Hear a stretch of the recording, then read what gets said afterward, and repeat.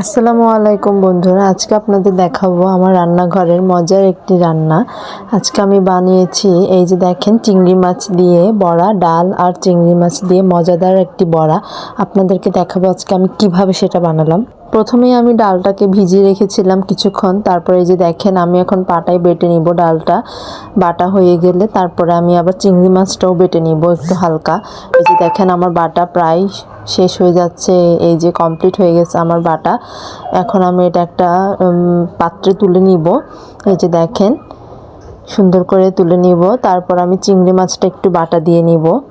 এই যে আমি আস্তে আস্তে সবগুলো ডাল তুলে ফেলতেছি। এই যে আমার বাটা হয়ে গেছে, এই যে দেখেন। এরপর আমি চিংড়ি মাছটাকে হালকা পিষা দিয়ে নিব। এই যে দেখেন এখানে আমি চিংড়ি মাছটা নিয়ে নিলাম। এটা হচ্ছে গুঁড়া চিংড়ি মাছ, এটা দিয়ে বড়া বানালে খুব মজা হয়।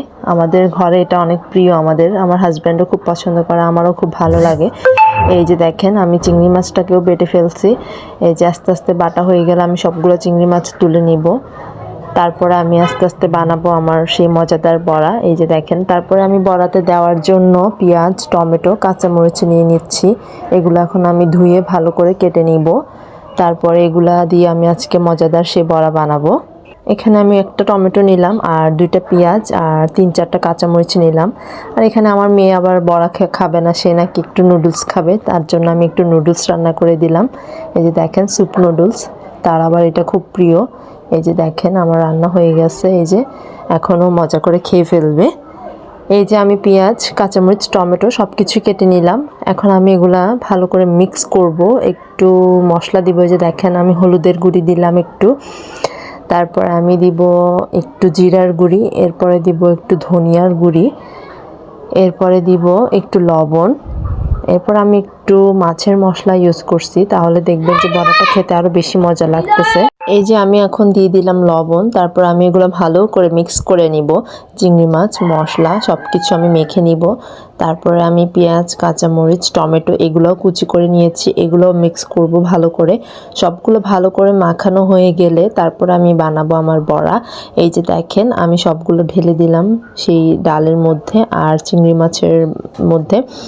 এরপরে আমি এগুলো ভালো করে মিক্স করতেছি। তারপরে আমি একটু এগুলোকে হাত দিয়ে শেপ করতেছি যেন এগুলো ভাজা ঠিক মতো হয়। এই যে দেখেন একটু চ্যাপটা করে নিলে এগুলো ভাজা খুব সুন্দর হয়, তাহলে ভিতরে আর কাঁচা থাকে না। এই যে আমি আস্তে আস্তে সবগুলোই বানিয়ে ফেলতেছি।